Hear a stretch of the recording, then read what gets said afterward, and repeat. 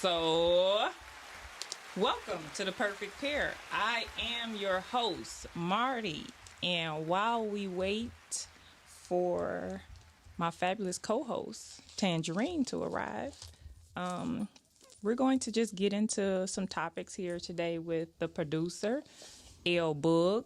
Hey, what's up, y'all? That's what's happening right now. So I'm not going to I've made the drinks, but I'm waiting for her to get here before we consume them. And Hey, that's our guest here today, Harry Weaver the third. What up, dog?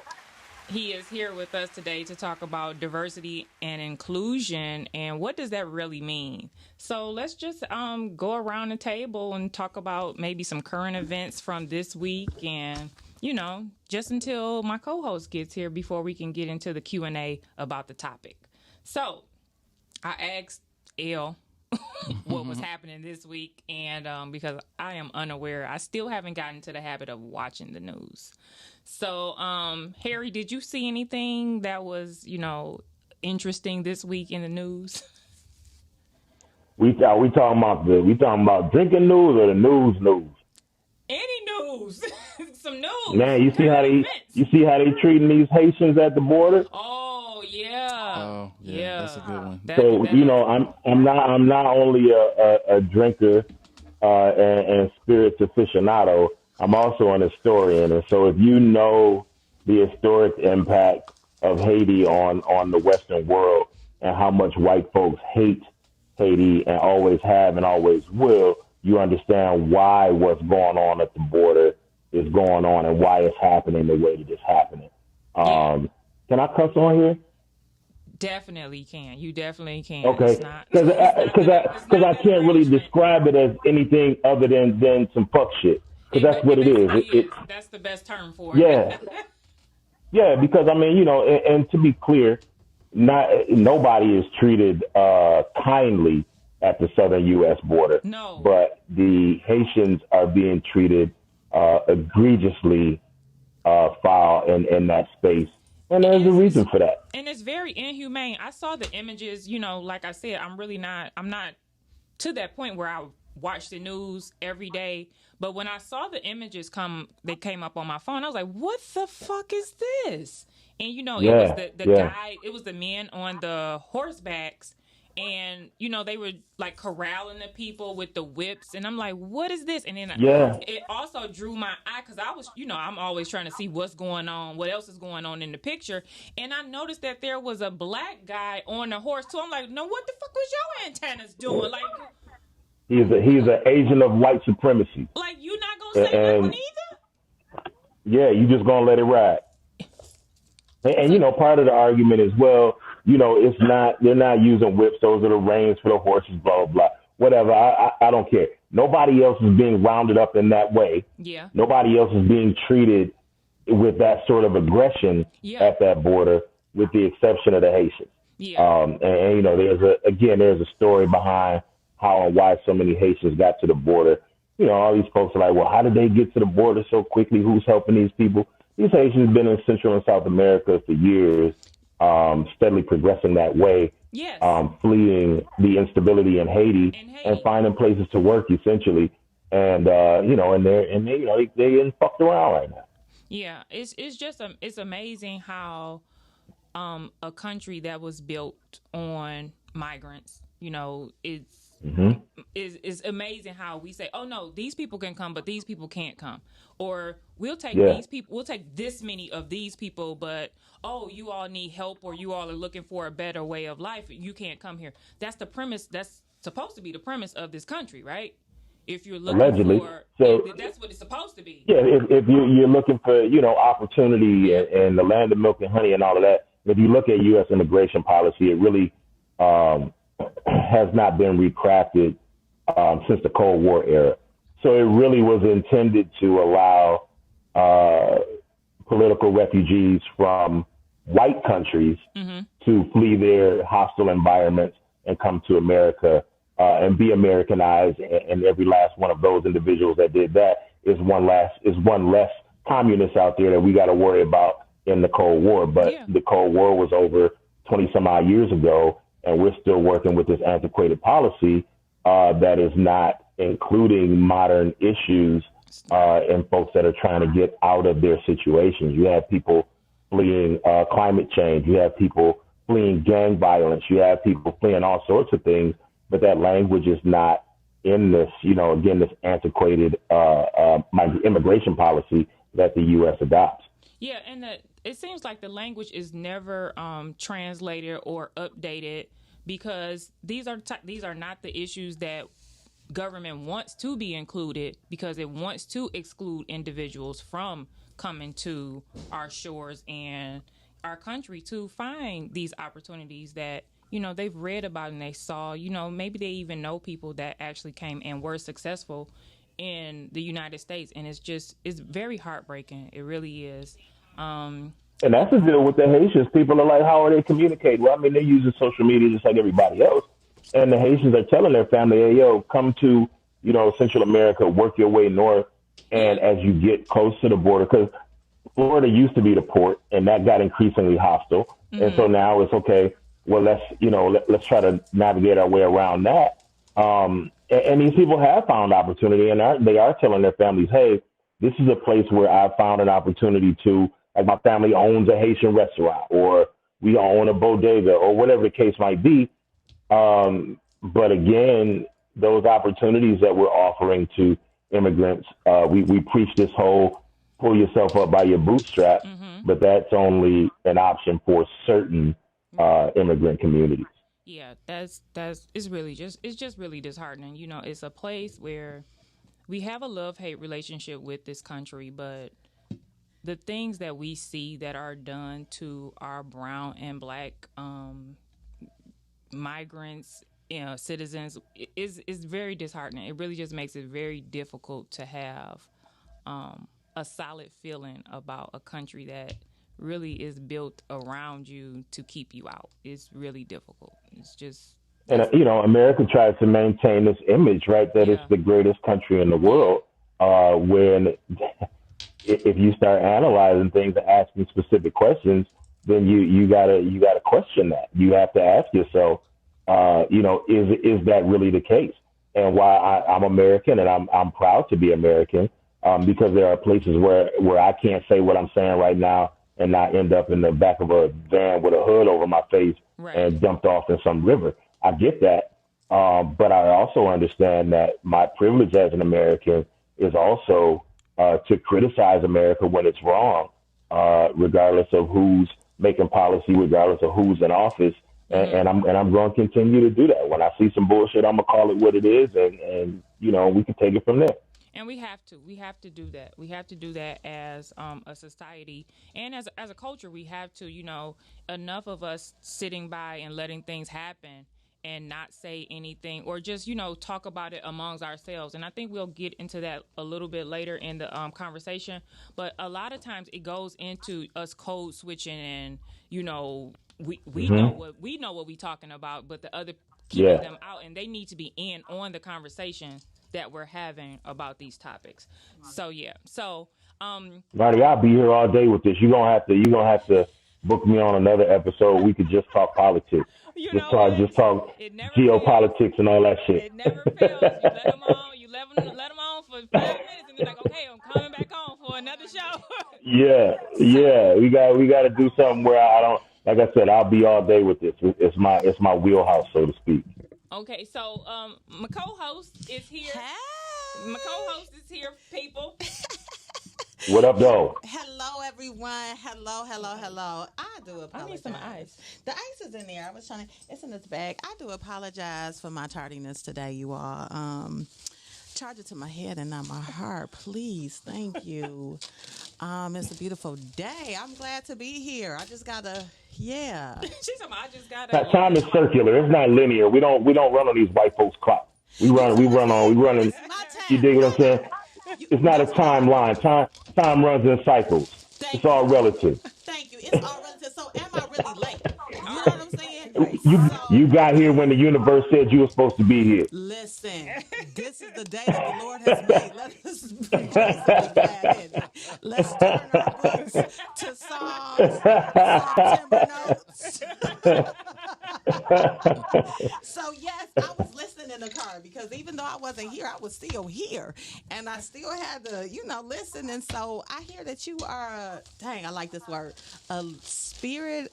Dang, I can't even say it. Aficionado. Spirits aficionado. Yeah, I kind of. You did. I kind of do it all. I actually last night was drinking some Haitian moonshine. Haitian There's moonshine. It's made it to the U.S. market. It's actually called Clarin, but it's an unaged Haitian rum made, and it's not. So rum is typically made from the leftovers of sugar cane, but this is actually made from sugar cane juice, and it is Haitian moonshine, and it will get you right. And I had a ball last night. Marty Tahira told me to tell you what up, though. I was with her for a minute, so. Well, it sounds like we need to try some of that. So, maybe we need to get us some here. I got y'all. I got a bottle. I got you covered. Thank you. See, that's what we like to hear. Welcome to our show, friend. Thank you. I don't go nowhere without bearing gifts. If I had been in the studio, I'd have had it in hand for you. Dang. It's in the car on my passenger seat floor. I love it. I appreciate it. So, yeah. Yeah. So, hey, girl, the perfect pair is back together again. This is kind of fun being late and just jumping in and talking. Was it? It is, because I was like so nervous and trying not to perspire and sweat my hair out. But now I'm like in such a good mood just because I see y'all. I don't know, people. I don't know how that happens, but let's see. So let's double back. Mm-hmm. And we'll do the drink. I put the drink up yesterday, and some of you saw it was the apple cinnamon whiskey smash. So we move into the drink of the week. Yeah, we moved to drink week. Oh, okay. I was waiting for the keyword. He needed a transition. I am so sorry. Y'all got to keep the producer in the loop, man. You can't just go. She like, okay, she here, so we have to go back to normal. I was waiting on the say. Like they no, do the official intro. No. Did go. I thought we was about to start, but you didn't give me that eye that you was ready. I don't. Maybe my eye's not working today. I don't know. I got that note. It's been a couple days. It really has, people. It's been a couple days. I've been toying with this idea of going to Thailand for a week. Okay. I've been toying with this idea. So now, like, I woke up this morning like, are we doing this or are we not doing this? So let me know. I just found out that my homeboy, who I've not seen in years, is actually DJing in Bangkok. That's what he does. He's a DJ in Bangkok. See, and that's why I haven't heard from him in years. See, it's made of the stars. Yeah, that's dope. So this is, I'm telling you, I'm about to be on a journey. You know how you see them movies and people be on a journey, like a life journey? Mm-hmm. I feel one happening. I feel it. You're gonna be like Kane from Kung Fu, walking around barefoot and shit, just journeys and drinking and whatnot. Just listen. I'm just trying to see what it's like. Like, what does it feel like? What does it feel like? So, So we ready now? We ready, producer. Sookie. We ready now. So, I put the drink of the week up yesterday, and it's a apple cinnamon whiskey smash, and basically it's a whiskey cocktail. So I'm going to use some Crown Royal vanilla. You can use just the plain Crown Royal. Then we have some lemon juice, apple juice, some cinnamon syrup that I make at home, and we had some mint leaves that are already muddled into this shaker, and with some apple slices. So yeah, I'm gonna pour this. This sounds dope. It is. Oh, I'm so excited. We're having this after the show. At my house. My sister's cooking dinner, and she was cooking it for her family, and we just decided to. So this is how this goes. You invited yourself? I did. So this is how this goes on this show. We have the drinks here, and then her family, they say, we're going to have the drink the rest of the day. Yes. So that's a thing. Keep the party going. Yeah. Marty is probably just going to have a nice nap after the show. Generally, that's what I like to do. Have a nice nap. So yeah. It's not a lot of things better in the world than a Sunday afternoon nap. I mean, it's not. I mean, so cheers. Alan. I'm with that. Sunday afternoon nap. Yeah, man. You don't get much better. A nap Family. at- Salute, y'all. I got beer, but cheers at any rate. Family, I'm glad that we got this. See, my sister, I think she picked up Crown Apple and not Okay. vanilla, but this would have been good if she would have got the vanilla. You didn't text me that. Hey, that Crown Vanilla. Well, because I really like one of my I favorites. really like Crown Vanilla over Apple. And don't I do too. get I do mad, too. people. No, don't. I don't like the peach. Oh, that's my favorite. The peach too sweet. Oh, I like sweet stuff. Oh, you like That's the why peach? that's why I like vanilla. The vanilla and the peach, they my favorite. Really? Yeah. Then the apple, and then I have I forgot what the name of the other one I got. You don't It'll come to me in a minute. I The love black? Crown Royal is amazing. No, it's not black. It's I can't think of the name. the of it. bacon one? The who? The bacon one? The maple? No, the maple. Not a maple. Look at me. Not I'd a have been down. maple. Look at me. I'd have been down the aisle. The The maple maple. one. The maple one. The maple. I was like, Not a maple. Crown? Yeah, no. What is this? The maple is actually too sweet. Listen. The maple is actually too sweet. I But just like the if fruit you ones. mix it with the right thing, though, it could be straight. No. See, no. Can I throw y'all some suggestions on this? Oh, Yeah. it's called Blender's Mash. Most definitely tell me some suggestions, and I got a pen here. So, yeah, so I'm in a lot of whiskey groups and bourbon groups and whatnot, and people get uptight because I mix these high-end whiskeys with, whatever it is I happen to be drinking. But quality ingredients make quality cocktails, right? So what you've mixed up is an amazing cocktail. What I would like to inject here is that try it with a barrel-proof whiskey. So these sorts of cocktails with an unfiltered barrel-proof, barrel-proof or cask strength, which means it has not been filtered at all. So Crown Royal is standard proof, which is 80 proof. But if you get like, let's for example say Elijah Craig barrel proof, Yes. those batches run anywhere from 128 proof to almost 140 proof, which we consider hazmat. But if you make those cocktails with those barrel proof ingredients, I mean, and not just your cocktail today. I typically have a rum that I have that's 132 proof that I make rum and cokes with, and so it really does kick up like the intensity, but also the flavor of your The drink. flavor. Yeah, because that's what cocktailing is about. Cocktail is about the flavor. It's about It is. mixing flavors together to create an experience. It creates an experience. And that's what's good about a good barrel proof spirit. So some barrel proof spirits, they're just barrel proof and they're hot for the sake of being hot. And at the end of the day, your goal is to get drunk. But when you get a good quality barrel proof spirit, it maintains its integrity in terms of taste, while still having that high proof.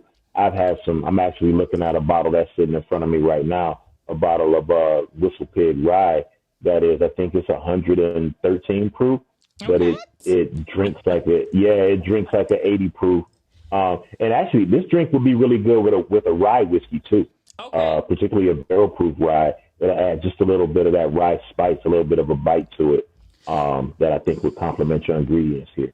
We are going to have you on the liquor show because I'm Definitely. like, Hey man, I do it all. Let me know. Listen. So wait a minute, 'cause he is the co-host of what is it? Brews Brothers. Yeah, we are a craft beer collective. As a matter of fact, in honor of our broadcast today, the beer that I'm drinking is called Broadcasting Live. It's an IPA from a brewery out in California called Monkish. One of my favorite breweries when I'm not drinking something local. So yeah. Okay, that sounds good. I'm not a big beer fan, but hey, it sounds good to me. I'm all Beer is like scotch. If you don't like it, it means you haven't found the right one yet. Oh, then that's what it is. Then I've been. Yep. I'm gonna take your word. That is what it is. I found the scotch, but the beer, I cannot get with the beer. I just can't. I'll do like a hard cider. What is it? Tell me what you don't like about beer, and I'll tell you what you should try. Tastes like water. It tastes like water. It tastes Tastes like water. like nasty water. I can't get past. Yeah, somebody told me it tastes like dirty sock water. Yeah, I don't know. It's like I drank it one day. I went to like my first baseball game, and I'm like, when in Rome.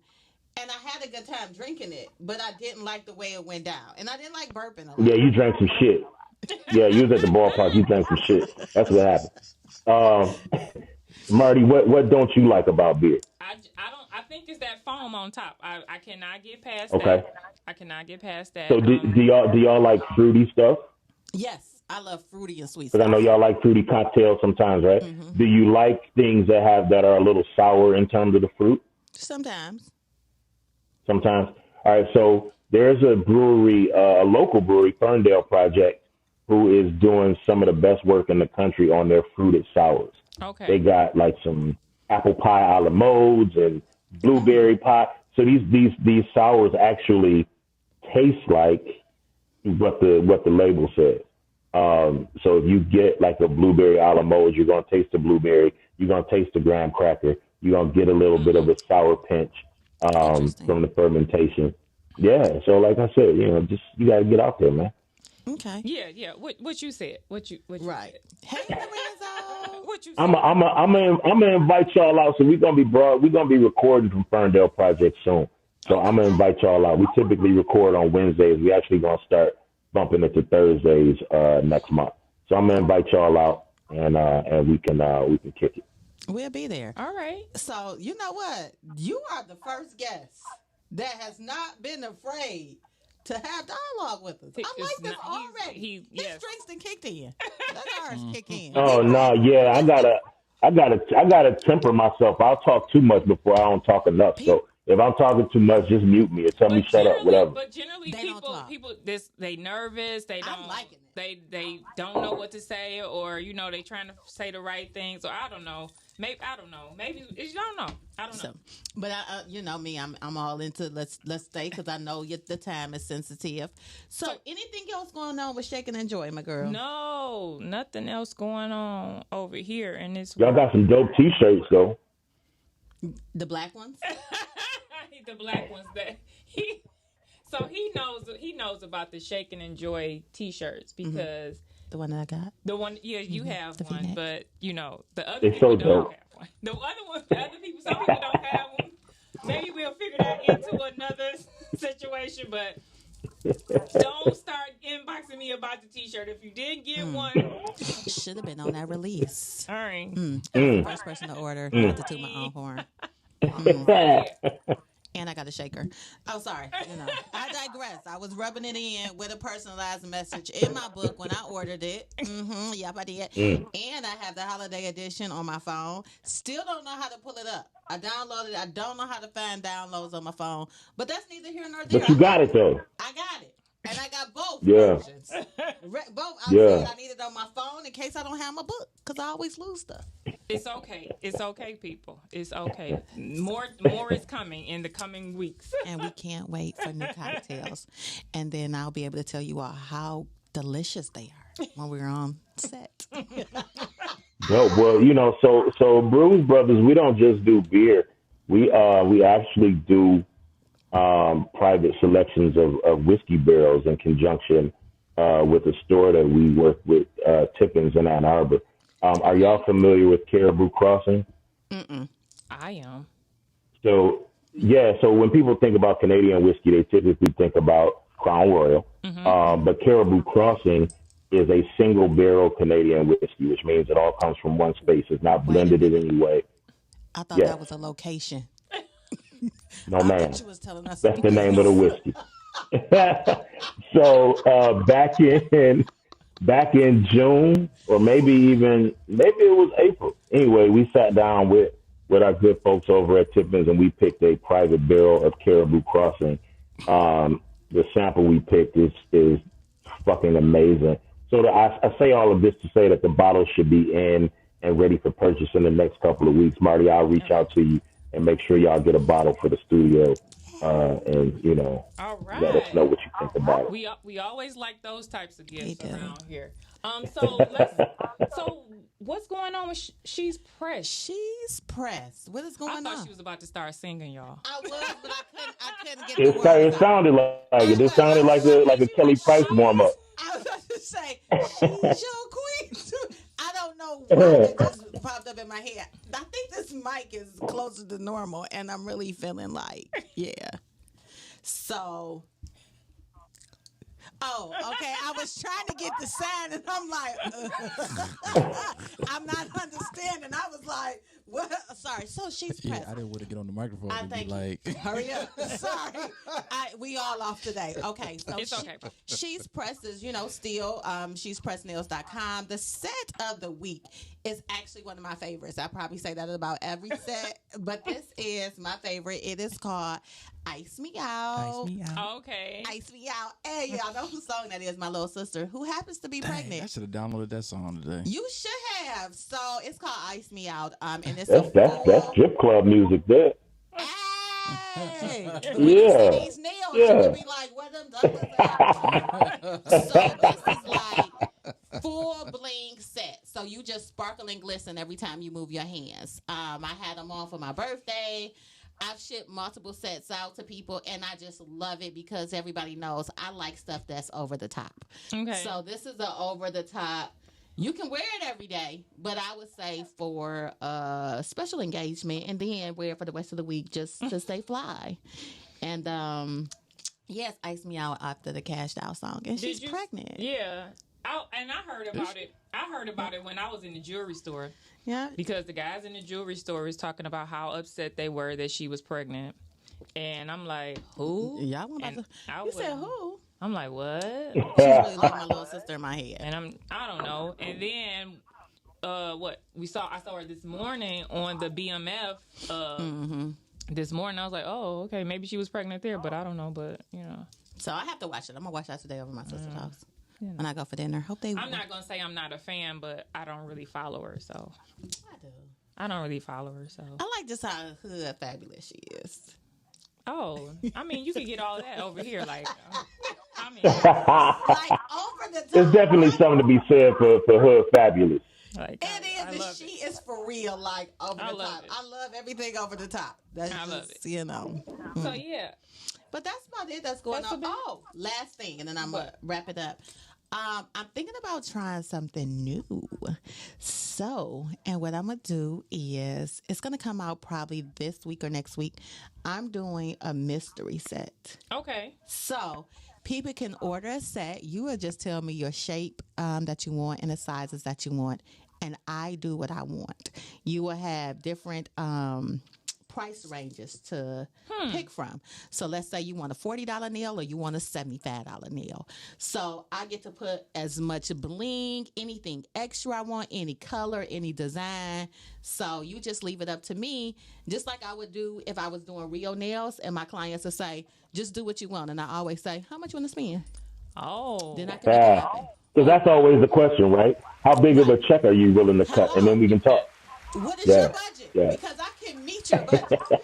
If you don't have a big one, we can make something cute, You can work. simple in your budget. Yeah. Or we can Ice Me Out. Hey. Oh, God. I wonder if that happens when you people order that set, like if she starts singing a song like Ice Me Out. Can you start singing it when people order that set?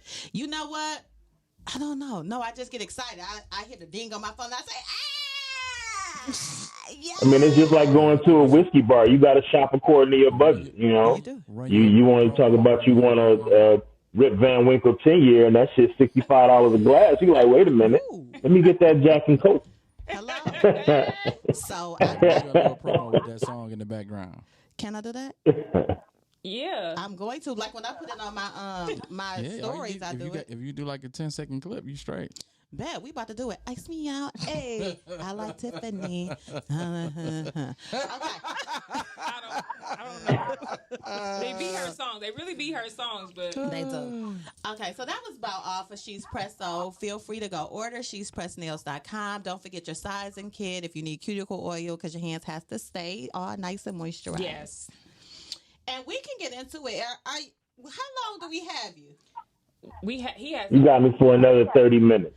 All right, well, let's get into it. then. So, I'm over here looking bad. I got to get to the barbershop. So me and my son got a barbershop appointment at 3:30. we know how important The hair barbershop. and hair. Listen, I got out the chair on Friday, and then I'm going to be quiet. I got out the chair on Friday, and this guy was like, "She really did." What did he say? He was like, "She really made her look different." I wanted to be like, Wow. F you, but I didn't. I just was Yeah. like, Yeah, that barbershop thing is crazy. I wish I could go to the barbershop it's, today. My barber ain't open on it's real Sundays. deal. I think Yeah, I think yeah. everybody has the same feeling about barber and beauty shops. It's something that happens psychologically when it's all done. Like it's just it's a happy place. You might have to wait a Oh long man, when time. this son of a bitch put that hot towel on my face, man, because I don't do it at home. I only get it at the barbershop. So It's like it's just something. It's the service. It's the service. Let the service be indeed, good. I'll be "Let there it all be." day. All right, so indeed. let's get into our subject: diversity and inclusion. And I know that some of you may have heard this term kind of thrown around. It's kind of been a hot button item for the last year about diversity and inclusion. But let's really dig down into see what does it really mean and what we should know about it. Okay, so we have our, we had a lot of subject matter experts here lately on the Perfect Pair.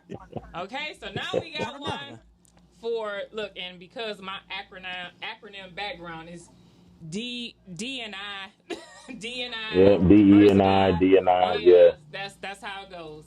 So yeah, yeah. so let's get a little background on you first. So tell us a little bit more about yourself outside of the spirit aficionado and everything else that you do. Tell us more about diversity and inclusion and why you're this expert. So I mean, I've been doing diversity and inclusion work since before it had a name. I've been doing this work for 20 years, and so when I started doing it, it really was more focused on schools, and even to this day, the bulk of my work is done with schools and school districts, and really getting uh, students to understand, that there's some importance in embracing knowing what other people are about. Because in the larger context, in the bigger world, you're gonna run into all kinds of people, and it's a great service to know uh, what these people are about. I mean, even my college experience, my college campus experience, the academic part, was cool, but the biggest takeaway I had was the ability to kind of learn and talk with people from all different backgrounds, different socioeconomic backgrounds, different cultural backgrounds, and things of that nature. And so those experiences, being able to have those experiences prior to a college campus experience or outside of that context, because not everybody's going to go to a college campus, is important. Again, the ability to communicate with people of all sorts is important. And so now we're looking at, I've watched it morph over the last 20 years. And so when I got started, the buzz term was anti-bias work. That's what we were calling what I was doing. And then it transformed into diversity work. And now we're at the point where it's called diversity, equity, and inclusion work. And all of these things essentially mean the same thing. But they just have transferred context. So now, fast forward to 2021, which it's a good and bad thing, but you can't have a successful business without having some sort of DEI component to what it is that you do. Some of that is altruism, and some of it is bullshit that people just want to have somebody in that space to check a box and say, yeah, we have a DEI person.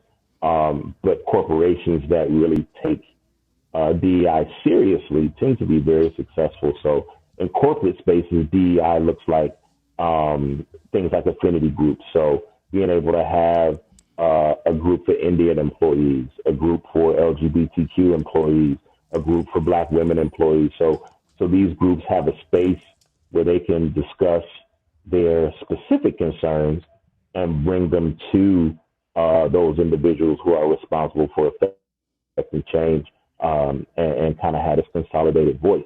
So right now, in terms of corporate DEI, that's kind of the focus. Okay. That and getting messages out that are inclusive, especially when we talk about marketing, getting messages out that include all sorts of people. Because at the end of the day, when you run a business, it's about a bottom line. And I know that for myself, when I see an ad or when I see a good or service that consistently incorporates Black and brown people in their ads, I am more likely to use that product, or at very least consider using that product, because people like me are featured in the ad. Yeah. I know we've been hearing more about diversity, equity, and inclusion in the school setting. And one thing that you mentioned was an affinity group. We actually, right before COVID, they had came out with an affinity group for the African American staff. Okay. Because we are in such small numbers, and they wanted a safe space to create that we can talk, that we can express ourselves if we have any gripes or anything that we need to, talk about. So I thought that was very interesting. I had never heard of it until 2 years ago. And now, Yeah, affinity groups or employee resource groups, it's the same thing. right.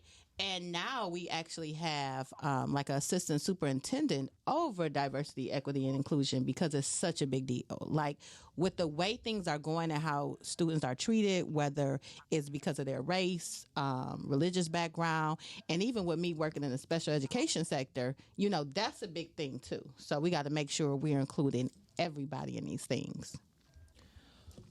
That's a very important statement. So when people hear diversity, equity, inclusion, the first thing that pops in their head is race, right? But and to your point, the position that I'm in now essentially equates to an assistant superintendent of diversity and inclusion for a local school district. But what people don't understand is a couple of things. One, it's not just about Black and white. It is about ESL, students whose first language is not English. It is about special education students. It is about disabled students. It's about any student who does not fit in the box of the primary demographic. And so, when we talk about these things, it often gets painted in this way that these DEI professionals are in these schools for the benefit of Black students or marginalized students. But the fact of the matter is, this work is just as important for the majority population students as it is for those marginalized students, because we also address things like representation in the classroom. So if we've got a district that's only 12%, Black students, but still has 0% Black teachers, well, then we're at a deficit. And so what ends up happening is these white students go through their entire academic career, K-12, never having had a teacher that doesn't look like them. So now they've never had an authority figure that was Black. They've never had an authority figure that was Indian. They've never had an authority figure that was in some way visibly disabled. So they only know how to take instruction from folks that look like them. And so at the end of the day, it does them a disservice. It is, and they have to always think, and I say this too when we have issues that may be race related with students, just as adults have their bias. If all students see are white females as teachers, and if they have a bias towards our African American students, don't you think our students will have a bias toward them? So I have to tell people the same way that adults look at things, kids too. So if this kid has gone through K-12 only seeing one type of teacher, what is their outlook on people that look like that teacher and the experience they had, especially if it's in the younger grades? So, but my wife is a teacher and this is her 26th year in the classroom, and she consistently has students, both Black and white, that when they see her or reach out to her and say, "Hey, you were a very important figure in my development." She's an elementary teacher. But a lot of them say, "You were my first and only Black teacher." That's sad. In the fourth grade. So, from up to that point, after that point, I didn't have another one. It's encouraging to know that this has started it starts in the school systems, because basically the way we have been looking at this total idea is that it's only in corporate spaces. So it's good to know that these things are happening before they, these people transition, these individuals, kids, students transition into the workforce, because these things typically play out as they move on to find employment. because they've never been under leadership from someone of a different ethnic group. So when you have a manager that is, Middle Eastern or an Asian manager, you can better be prepared for how to respond to them or react to them, because there isn't a lot of cultural education about how different cultures interact with each other. There's not a lot of that, and I really think that's something that needs to be discussed and expounded upon within education, because there are so many people from so many different areas of life that we all have to be a little not sympathetic, but empathetic with other individuals based on their culture. We do. And that's what I base a lot of my work on is empathy. When you begin to understand, because at the end of the day, and when it's all said and done, regardless of where we're from and what our cultural background is, we all want the same things. In an educational setting, regardless of the ethnic background of a parent, they want their student to be successful. Right. Right. They want their student to be academically successful, socially successful. So they want whatever is best to facilitate that for their student. Right. So whenever they don't fit in the box that is painted for quote unquote normal students, well, then we've got to be able to address that. We do. So let me ask this. We know that you will do corporations as well as school. What do you do when people are opposed and like totally against the work that you do? So if you go into a school or if you go into a business and you're trying to work with the staff and they just oppose you, they give you a hard time, how do you handle that? So and it happens often. There's always one, right? So or five, and it brings to mind a particular anecdote. I was working with a local school district, and I was doing a training. We started talking about white privilege in the context of police interaction, and I was mentioning a story where I was driving down Michigan Avenue one night in Dearborn, and I drove past Left Stanford Chevrolet, which is the largest Corvette dealership in the region. Yeah, right. You want a Corvette, you go to Left Stanford, right? So it's like 10 o'clock at night, and I see like this older white guy walking around a lot. He's looking in the windows to, presumably look at the prices and all of that sort of thing. And the first thing that popped in my mind is that there is no way in hell that at 10 o'clock at night I would be at anybody's car dealership, let alone the largest Corvette dealership in the region, looking into vehicles and just roaming around the lot, because that is not a privilege that I have. I can't do that. I can't do that in Dearborn or anywhere else for that matter. And so that conversation moved on to being pulled over by the police and so on and so forth. And so there was a teacher who was in the audience. She said, well, my father was a police officer for many years, and when I get pulled over, I'm still nervous. And so, she was opposed to the things that I was talking about. And I said, why do you feel nervous when you get pulled over? And she said, well, I don't want the points on my license. I don't want my insurance to go up. I said, I don't either. I said, but I also don't want to die. So I said, our nervousness, we have that in common, but I'm nervous because I don't want to be on the news because dead men can't tell stories with some police officers saying that I was resisting arrest and now I'm dead on the side of the road in Dearborn, whereas you're afraid of your insurance rate going up because you got points on your license. So I try to bring these anecdotal things, these real life stories to people because you can't really rebut my personal experience. We had that too. I'm part of the Anti-Racist Institute for the district. And one meeting was where a white staff member was like, you all talk about the police, but I teach my son how to talk to police too. So it's not just a black or white thing. And somebody said, you teach your son how to interact with the police so they can be respectful. We're teaching our sons how to interact with police so they can come back home alive. Right. So you can't compare the two. You don't fear when your child goes out that they may be killed just for how they look. So I'm going to tell you, the first conversation I had with my son, about interacting with police, he was 2 years old. It was the day that the Trayvon Martin verdict came out. Okay. And I knew that he did not understand anything that I was saying at the age of 2. However, I felt like I had to do that. Yeah. And since then, I've had that conversation more times than I care to count. Because, I want him to be polite, but I want him to come home.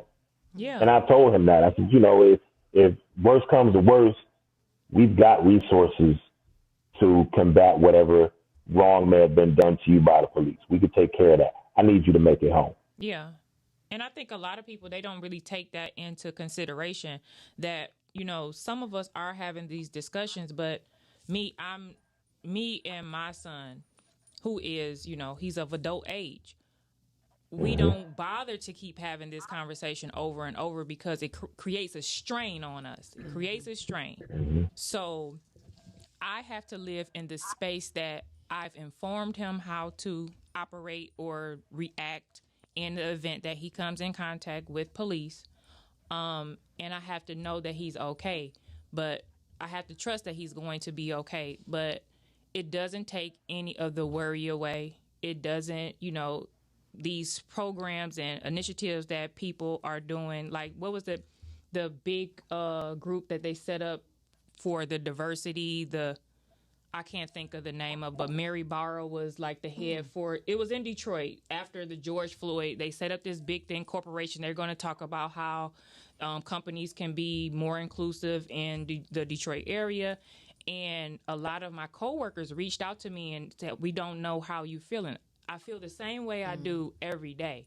Like Every day. One murder doesn't make me feel any more upset or more fearful. It's the same every day. I need him to come home. I need to see that he used a credit card at 2:00 in the morning to get gas. These are the things that I need to see. I can't. It never shuts off. It never goes anywhere. So I say all of that to say, do you think that there's a difference between men and women when it comes to diversity and inclusion? Do you feel that women are more included in? Because women check 2 boxes, right? So when we start talking about affirmative action, if we look at it statistically, white women are the biggest benefactors of affirmative action because they still count as a minority because they're women, right? So these corporations would gladly give a white woman a job over other minorities. So black women, to some degree, enjoy that same privilege, coupled with the fact that black women, I don't want to say unfortunately, because I love that my sisters are so educated, but black women hold degrees in a rate that is disproportionate to that of black men. Black women amongst most highly educated groups in America in terms of holding degrees. So that, so in that way, companies are able to check 2 boxes if you hire a black woman.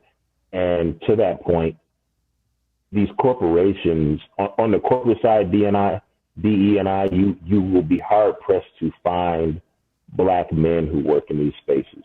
Okay. And I have experienced this myself in times where I was looking for work. They don't want black men in these spaces. It's particularly a black man like myself, because I say what I mean and I mean what I say. And what they don't want is someone that could be labeled a little bit too aggressive when we start talking about the DEI work. And what they typically end up doing is finding someone in their human resources department and assigning whatever DEI directives they have in mind, assigning them to that human resources individual who has probably zero expertise in D&I work and quite honestly probably has no desire to do the work. But they got to check the box. Okay.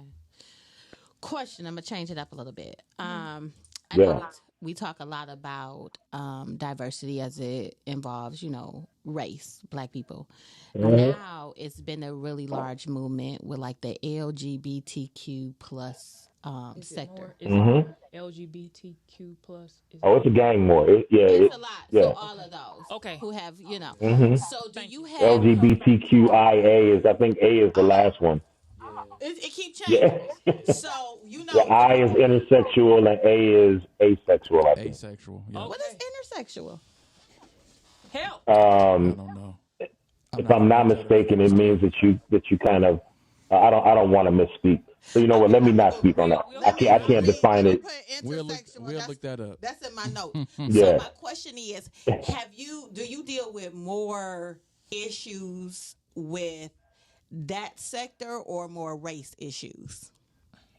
So typically more race issues and actually issues that intersect in that way. Oh, So the okay. problem with a lot of black movements, and I won't say the problem, what creates issues in a lot of black movements is that our movements typically don't want to include the LGBTQ plus community. As far back as the civil rights movement, when you look at Bayard Rustin, who was one of the architects of the civil rights Mm-hmm. movement, he was gay, and that did not come out until like the last 10 years Yeah. because he could not let folks know that that was the case because it would have destroyed the movement.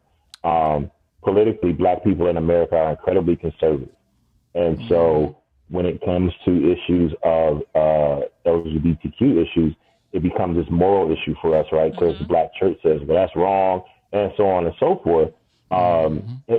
When in fact, the morality, if you're going to inject morality into it, the idea that man should be passing out retribution for someone's sexual orientation flies in the face of what these religious texts teach. If it's wrong, let God deal with that. Yeah. But Yeah. in the meantime, while we exist on this plane, a human is a human, and we need to Mm-hmm. be fighting for everyone's human rights. Mm-hmm. There's a book called I think it was called it was called Eyes Off the Prize, and it talks about the failings of the civil rights movement because it was not a human rights movement, Yeah. and it should have been more inclusive, and in that way could have been more successful. But again, we as oppressed people can't marginalize other oppressed people and say, well, y'all don't fit in this box, so we're not going to really fuck with y'all. I hear people all the time, well, I hate when gay people conflate issues of racism to issues of, offenses against homosexuality. But in nature, they're the same thing. When you hear people say, oh, I hate seeing gay people on TV. Well, I mean, 50 years ago, white folks were saying the same thing. I hate seeing Yeah. niggas on TV. Yeah. So, you know what I mean? So change the language, right? You intersperse a couple of words, and you have what's now the exact same thing, and in principle and in theory. Yep. So like I Scientific said, process. it becomes a matter of being able to understand that these things have underlying theories that are identical. Okay. So, That's a good point. do you have any insight for individuals who may be watching this? What should they do if they feel that a group or someone is being excluded? So one thing you can do, and the ACLU is a highly effective group, particularly here locally. Our local ACLU does some amazing work. I've worked with them on a number of occasions. So you can reach out to the ACLU local offices, reach out to the Michigan Department of Civil Rights. A lot of people don't even know that department necessarily exists in that way, but they are about business. If you Okay. call the Michigan Department of Civil Rights with a complaint, they're going to follow up. Now, Okay. it may not be as timely as you want because they just like everything, they're kind of understaffed and overloaded. But if you file a complaint with the Michigan Department of Civil Rights, it will absolutely be addressed.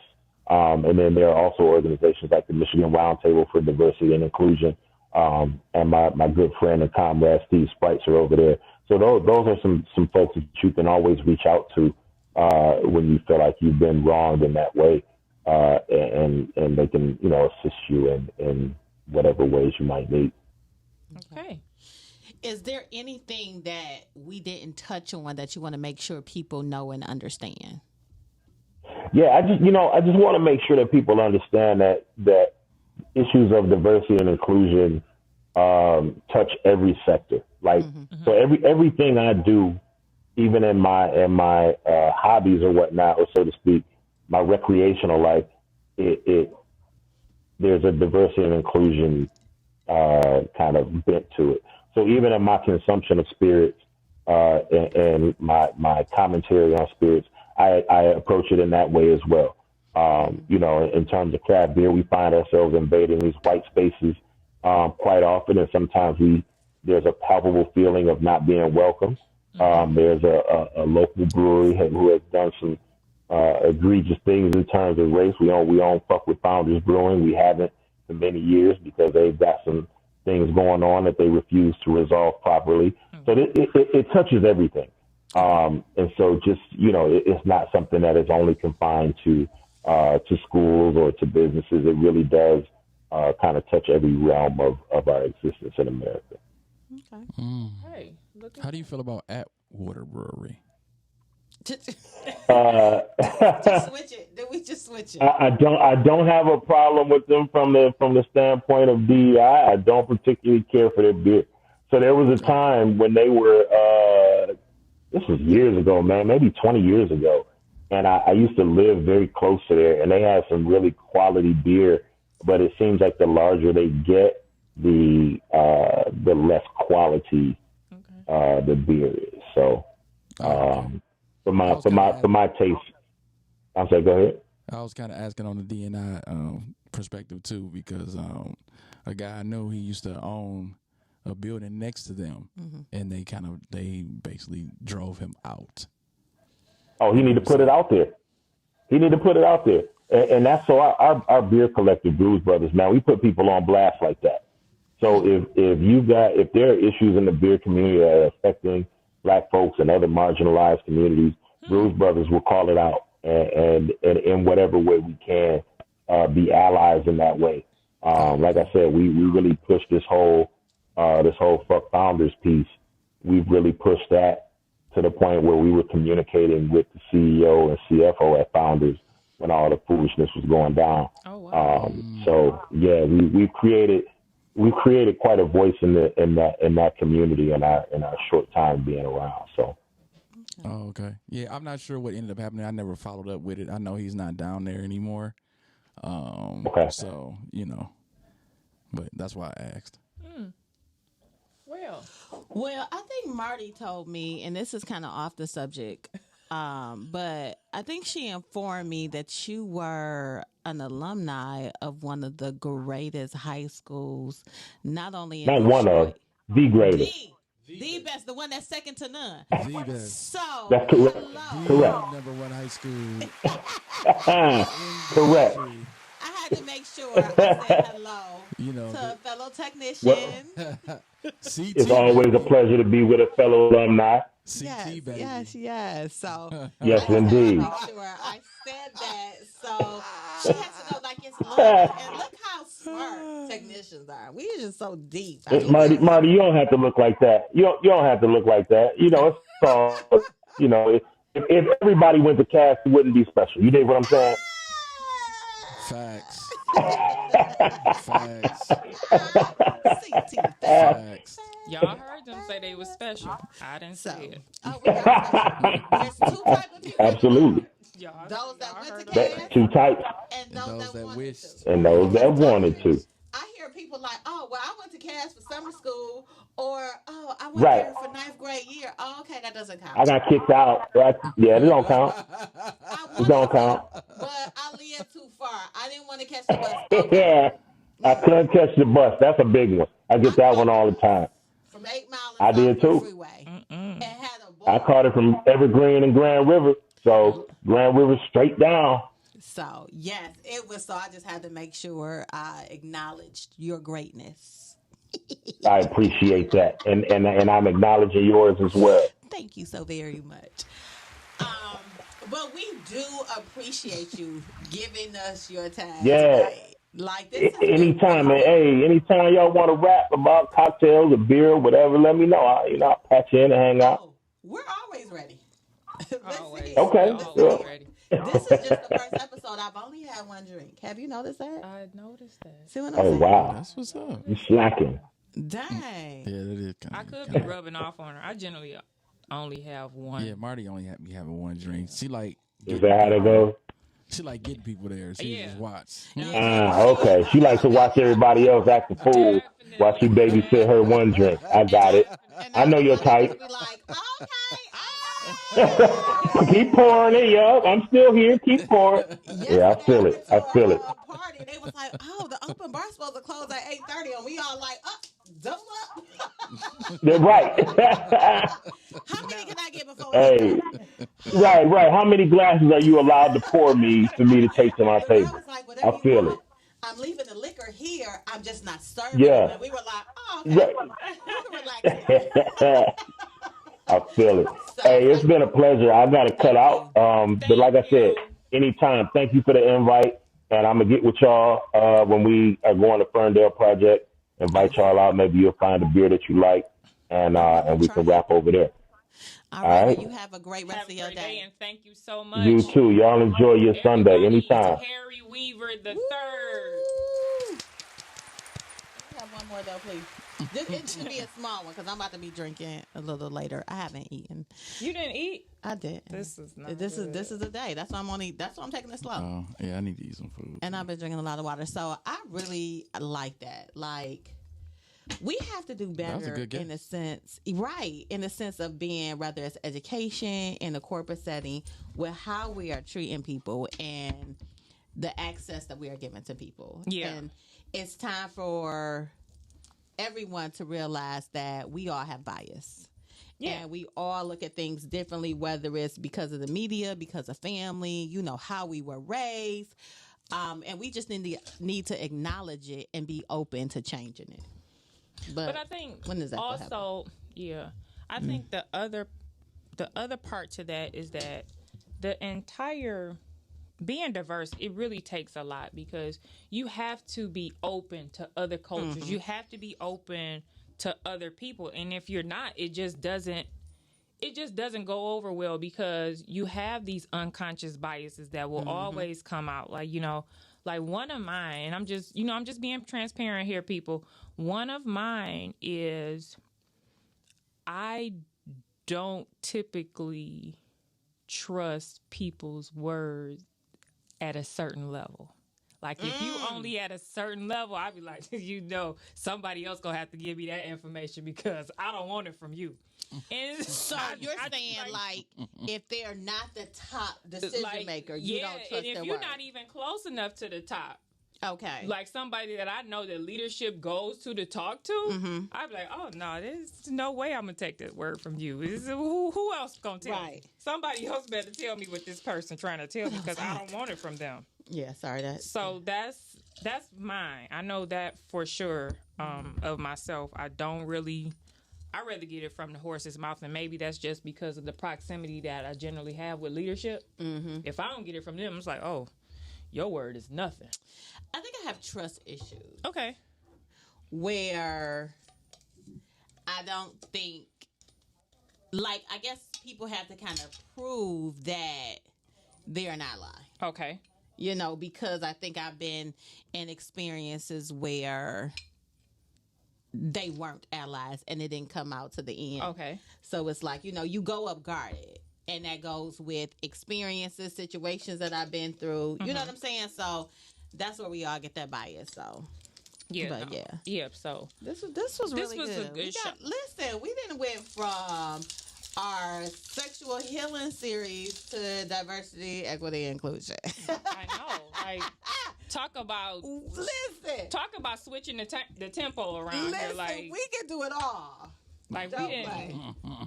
We was just trying something out new for y'all this week, and yeah.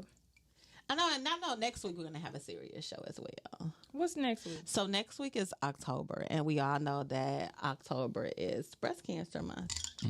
So next week we are having a show where we're gonna have two guests, one who is a cancer survivor. And both are cancer survivors, but one still has cancer. Okay. So, I guess the other one would be considered in remission. Yes. Is that okay? Yes. So, to talk to us because it's spreading so rapidly out here. And with all the cures for everything that they have, this is usually one disease that we don't have a cure for, and it affects every walk of life. Yeah, it really does. And Thank you. my just to be very, very transparent. Thank you. Just to be very transparent. My mother has been fighting cancer for 4 years now. So some days I'm here, some days I'm not here, and I'm just working through it because it's not physically affecting me and my body, but it's my mom. So a lot of the things that not about to do that.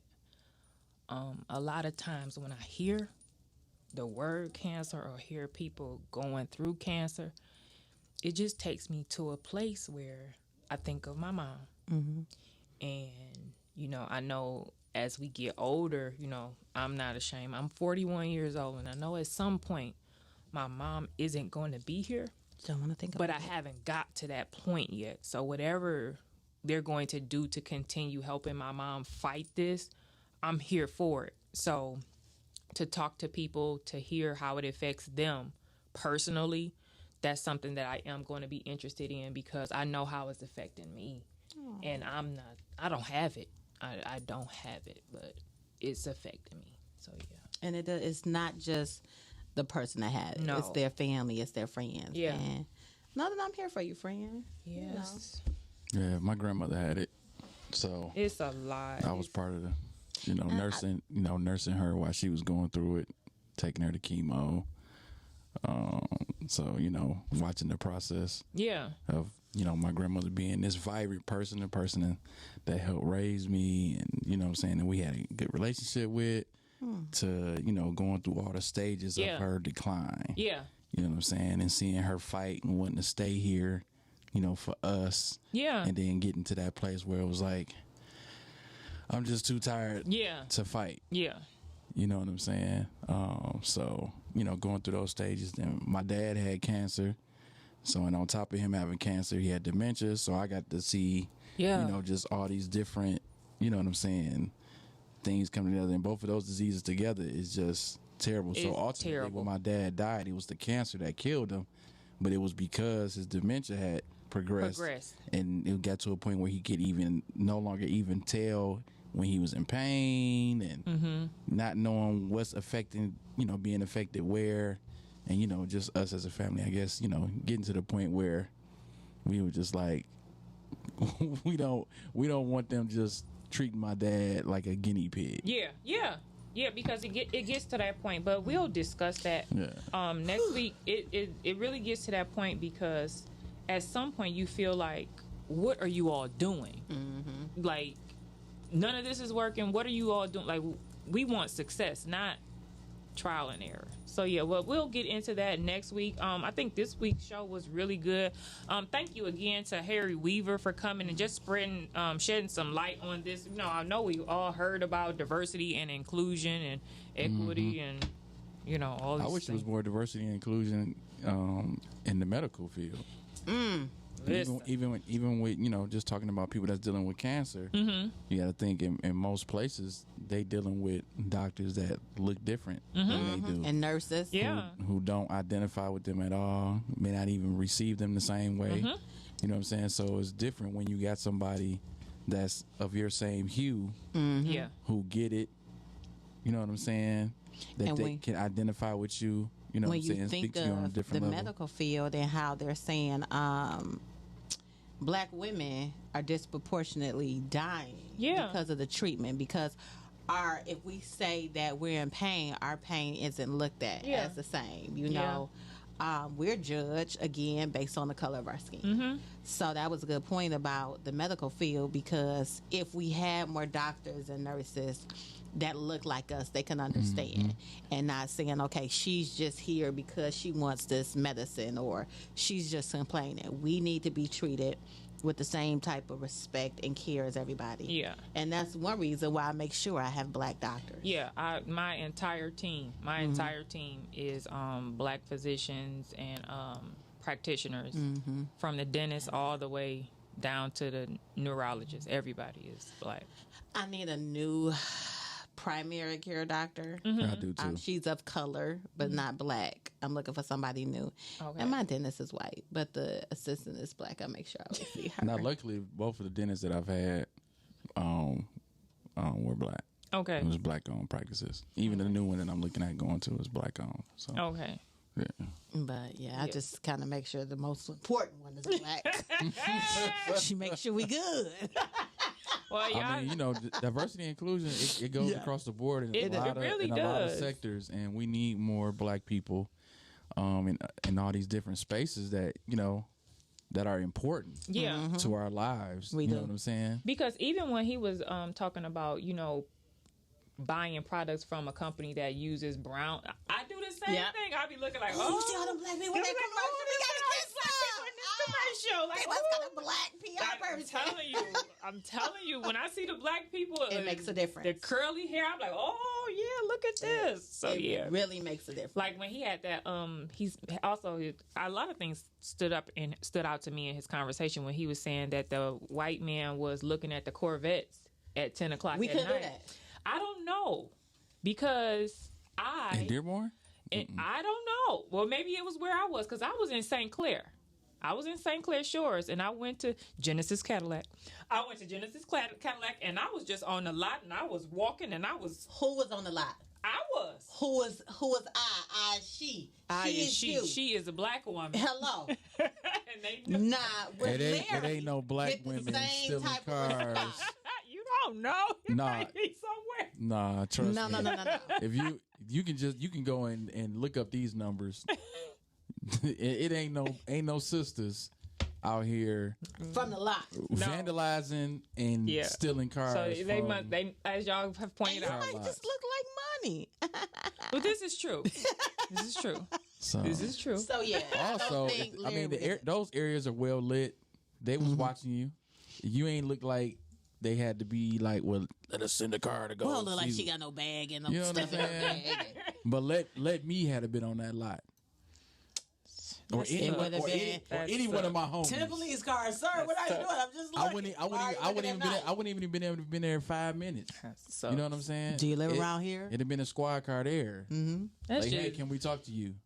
It is a big difference. We need to have these conversations and these types of discussions amongst ourselves and moving forward because this is the world that we live in. Everybody is having a different experience out here. Like.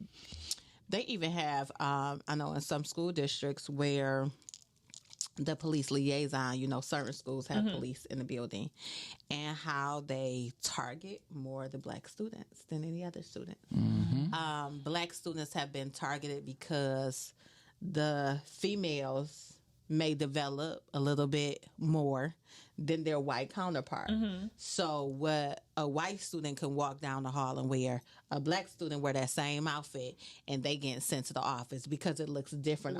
Different. You know what I'm saying?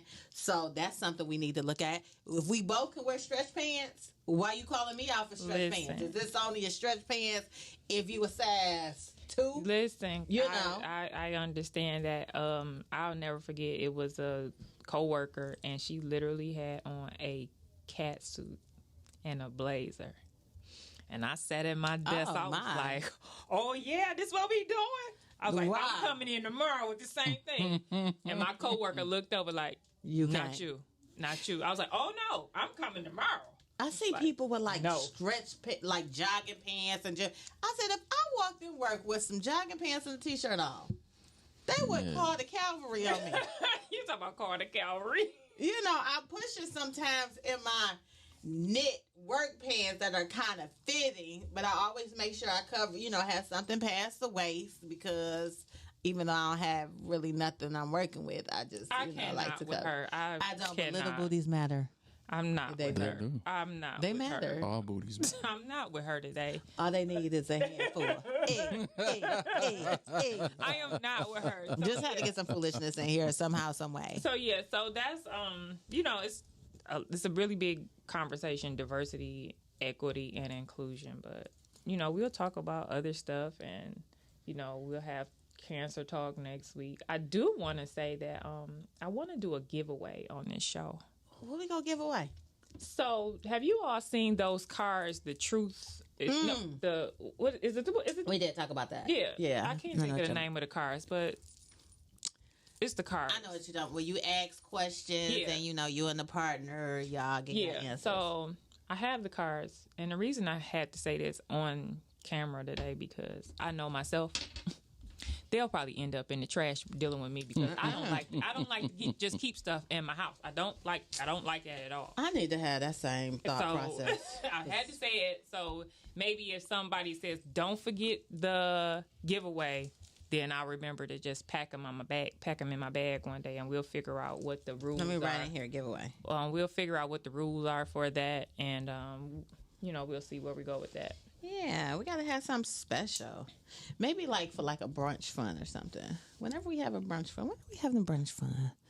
I don't know. Because, listen, y'all, we have literally had every show this season we have been talking to people. I think we need girl talk you day. fit it in when you can fit it in. Every week we've been talking to people. We need to have for real just a girls' day, where we just run our mouth because at the end of the day, that's how we got started. That's just how having we got topics, started. running our mouth. I appreciate all the guests. Foolishness. A whole lot of foolishness. Whole lot of drinks. Listen, it's just called evolution. It's called evolution. So, but I do miss the foolishness. Y'all, wait a minute. Y'all act like y'all shows don't have no foolishness to it. They did. Pretty much every show. They really do. We have a lot of foolishness. You know what I'm saying? For the most part, it's still some foolishness involved.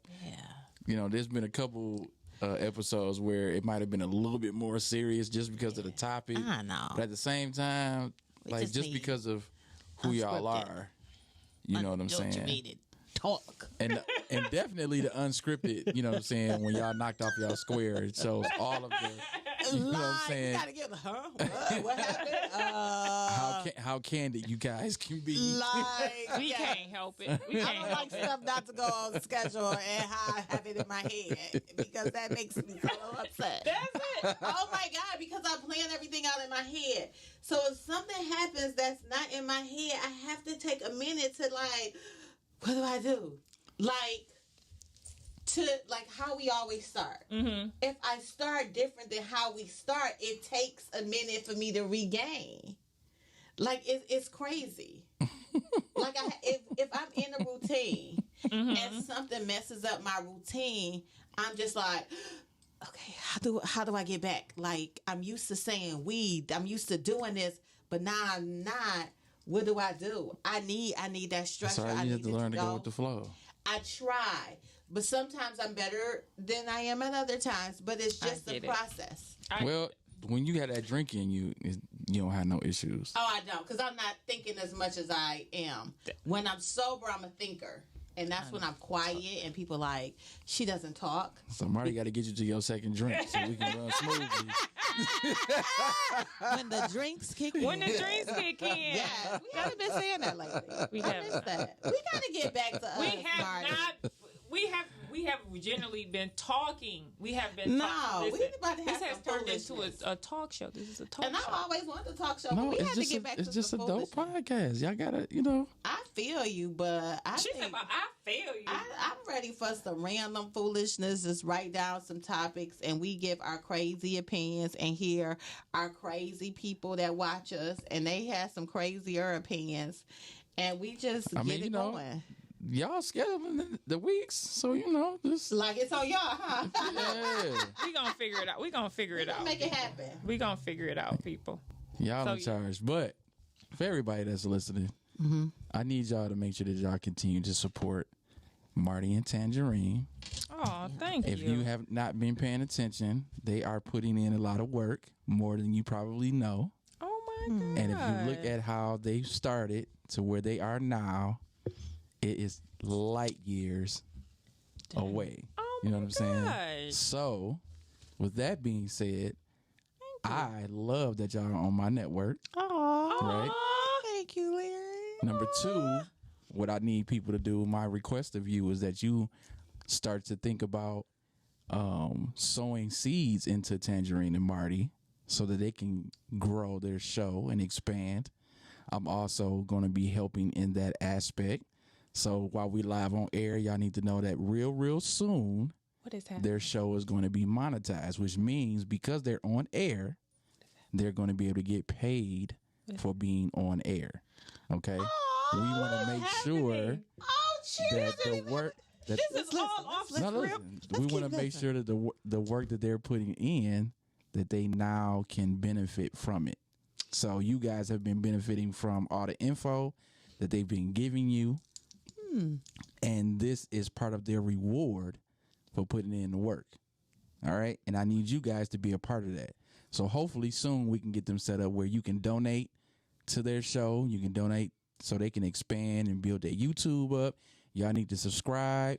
Get your friends to subscribe. The more subscribers that they have, the more ways that they can be able to monetize their brand. Okay, so I need you guys to participate in that. Keep showing them love, and the more that y'all do that, the better it is for them. Talk about caught off guard. I am sitting over here like, what is happening? What is so sweet. What happened? So, and keep following Groove Radio Detroit too, because not only am I doing this for their show, I'm doing it for every show that's on my network. And so, as the station grows, everybody else is growing too, and we want to be at the same pace and same rate. Oh man, my attitude about to change. I mean, Tangerine, you said you wanted to be, I'm what I'm coming saying? in here. Next show, where my sunglasses? They in the car. I'm having my sunglasses on. I'm gonna have my. In the car? I did because I was rushing to get up here. Yeah, so 2022, we looking to be real prosperous up here. It's a blessing. Groove Radio Why wait till Detroit. 2022? You know what I'm saying? Start now, folks. Hello. What? Well, no, I mean, I want y'all to start now. Start supporting, you know what I'm saying, their brand.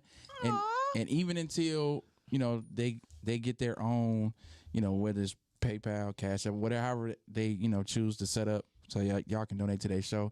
You can always donate through Groove Radio Detroit, paypal.me/Groove Radio DET, or, whatever, Say Tangerine and Marty. No.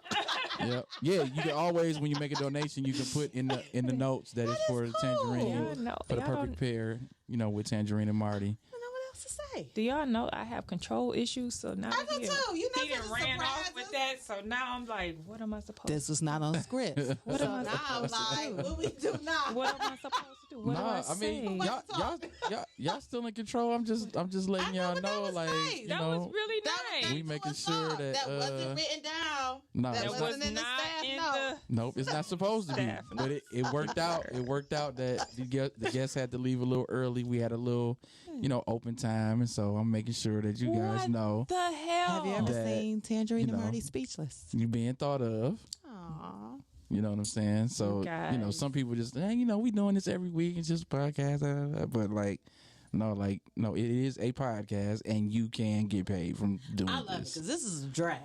I ain't gonna even tell you. This is a draft. Because you come from the bottom. Listen, I was driving today and I said, it say 151. It's no way I can make it in 9 minutes when I'm 23 minutes away and I've been on the freeway for like 13. I'm up here about, you would have thought I was in Fast and Furious. What did you? So, people don't understand. It's a sacrifice for everybody, because at first we was at the crib. We was at the crib. That is. You can be comfortable in the crib. You know what I'm saying? The crib. Like, I feel it was just, like, here I feel like it's real. Like, I don't know. It's still real. It was just a different, like, hey. I think because I have more control. That's what it's the control. It's the control for both. This of is us. hard. We are like too controlling. Like y'all can't see the setup. Y'all can't see the setup. But I'm almost intimidated every week when I come in here because it's like I can sit somewhere. I can like. We see this. It's a lot. We got control. Like we got control. We got control issues. She and I. We do. I and she. She is me is her. Yes. Mi casa, su casa. Yeah. Like, so, yeah. What's my role? No, this is my role. But it always works out. We you know what? We never argue about stuff. No. That is beautiful. So I think the balance with us is that I'll let her have an emotional reaction to something. I am the emotional one. And I'll be like, okay. She gives me my time. Like, okay, All right. just let her release. I let her get, and I'm like, okay. No, that's how you feel? Okay. Why don't you feel this way, Marty? Y'all have learned each other. And I'm just be like, dang. This didn't affect you like it did me. But what about it? Oh my God. I'd be like, I ain't even think about it that far. Well, so this is what I was thinking. Like, what? You don't understand. Like, I get it. Well, why aren't you reacting? I'm just not. That's what it is. Oh my God, it has to be like, I need like, if I'm giving fireworks, I need one fireworks. She but wants she come fire, through she with wants, the water. Yeah, to she simmer wants me gunfire down. with fireworks, and I'd be like, not even gonna happen. Not even. So not hard. Not gonna. See, but then I got people who I talk to, and Y'all I come like, y'all have a great balance. Y'all have a and great they balance. be, so we just be. And see, and then my people be like, we know you ain't even think about it. I sure ain't. Like, I'm not. And just being flexible. And they were very flexible. Yeah. Like, oh God, that's what. Oh, But like he just said, like we have figured it. We have a good balance between the two yeah, of us. it is what it is. Like, And no one tries to control each other. no. I think that's my issue when I feel like somebody's trying to control me. And I don't like it. I buck the system. Like it, and I tell anyway, if you want me to do something, phrase it in the question. Like, I don't like directives. I don't mind them. Yes, we have learned. I don't mind. I don't mind them because either I'm gonna do it or I'm not gonna do it. But no, I don't. We have learned. Anyway, I don't like to be feeling like I'm being told what to do. Don't like to be feeling like you being Right. See, Right. I'm feeling it right now. See, I'm getting feeling hyper. like being told. Getting real hype, y'all. I don't like being. As we segue Right. to Okay, these last about 2 that. minutes. So yes, we learned it. And Marty just be going with the flow, and I just like, yeah. So just so it works out, the perfect pair. Yeah. That's who we are. So again, we thank all of you all for tuning in and yes, watching. However you watch, wherever you watch, whenever you watch. wherever, whenever, whatever. Yeah, we appreciate everybody that's tuning in. Yeah. Everybody. So thank you. We do want to tell you, tune in every Sunday, 2:00. Your 2 favorite people. Wear your mask, people. COVID is still real. If you have a reusable mask, wash it because it gets dirty. Please wash your hands. Absolutely. Please wash your hands. And in your spare time, make a shake and enjoy a drink and order your She's Pressed Nails. Until next week. See y'all later. Bye, y'all.